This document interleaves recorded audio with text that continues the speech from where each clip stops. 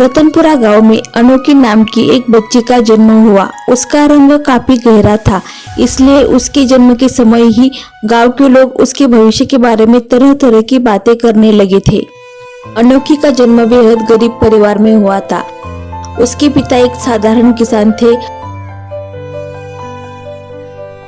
और उसकी माँ घर संभालती थी। रमेश और गीता अनोखी को लेकर कहीं बाहर जा रहे होते हैं, तभी कुछ औरतें बात कर रही उनके कान पर पड़ती है। हे भगवान, इस बच्चे का रंग तो बहुत गहरा है। अब इसका भविष्य कैसे बनेगा? आजकल तो गोरे लड़के की ही कीमत है। लोग तो पहले रंग देखते हैं, फिर और कुछ। दुनिया की यही रीत है। इस बच्चे की शादी कैसे होगी? ये बातें सुनकर रमेश और गीता बहुत दुखी होते हैं।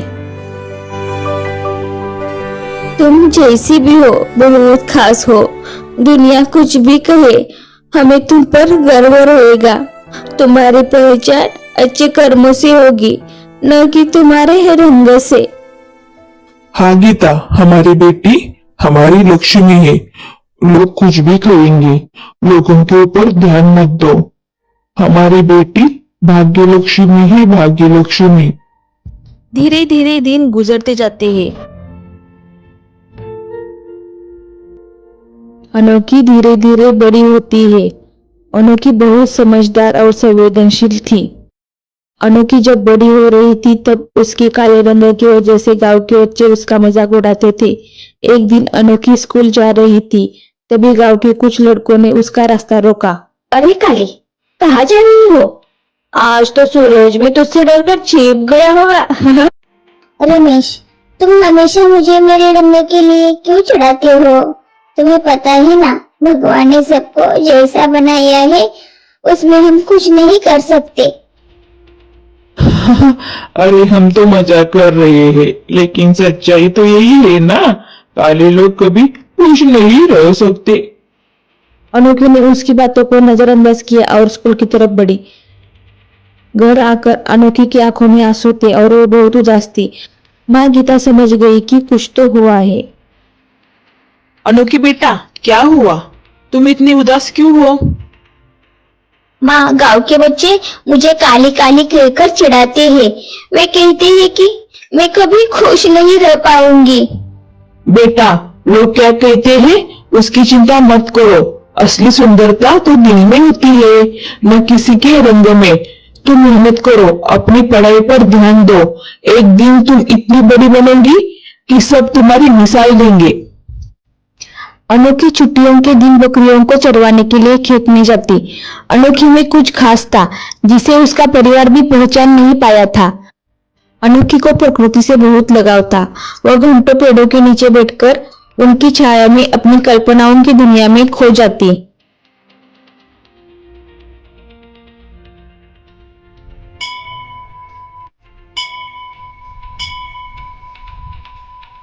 एक दिन अनोखी गांव के पास वाले मंदिर में जाती है।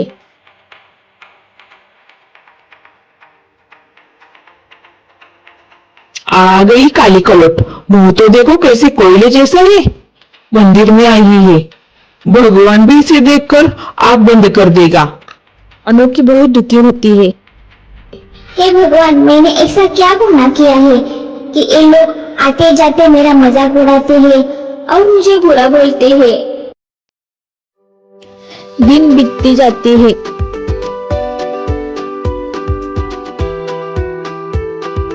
अनोखी बड़ी होती है। अनोखी बहुत समझदार और संवेदनशील थी। अनोखी को खुले आसमान के नीचे घूमना और प्रकृति से एकरूप होना बहुत पसंद था। अनोखी एक दिन बकरियों को चरवाने के लिए गांव के बाहर जाती है।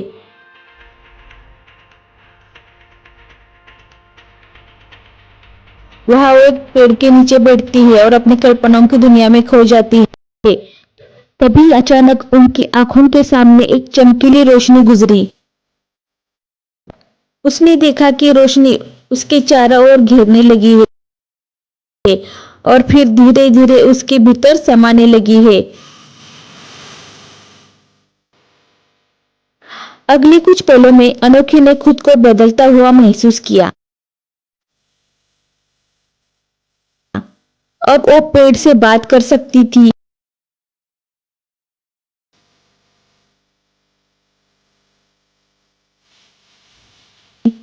हवा की गति को नियंत्रित कर सकती थी,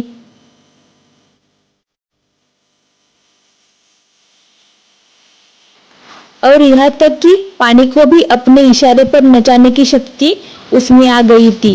यह शक्ति अनोखी के लिए एक उपहार थी। अनोखी ने अपनी शक्तियों का उपयोग करते हुए सूखे हुए खेत में पानी पहुंचाया और खेत फिर से हरे भरे हो गए। गांव में एक दिन बहुत बारिश हो गई। धीरे धीरे पानी गांव के अंदर भरने लगा।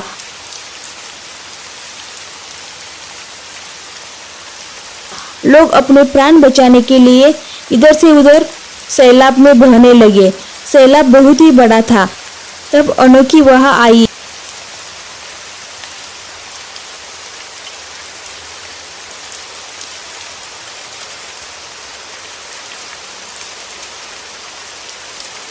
उसने अपनी शक्तियों से बारिश रुकवाई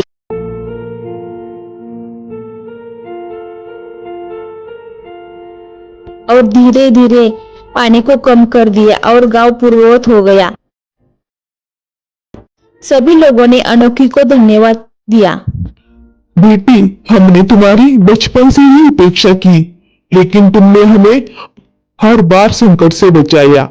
तुम कोई साधारण लड़की नहीं हो, ये हम अब जान चुके हैं। हाँ, मुझे प्रकृति से जो उपहार मिला है उसका मैं हमेशा सदुपयोग ही करूंगी। अनोखी जंगल में जाती,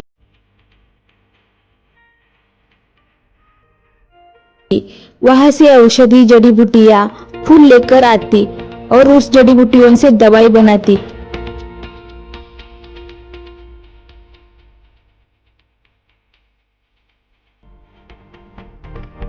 एक दिन एक दादी अनोखी के पास आ गई। बेटा, मेरे घुटने बहुत दर्द करते हैं, ठीक से चला भी नहीं जाता। अनोखी ने जड़ी बूटियों से दवा बनाई और दादी को दे दी।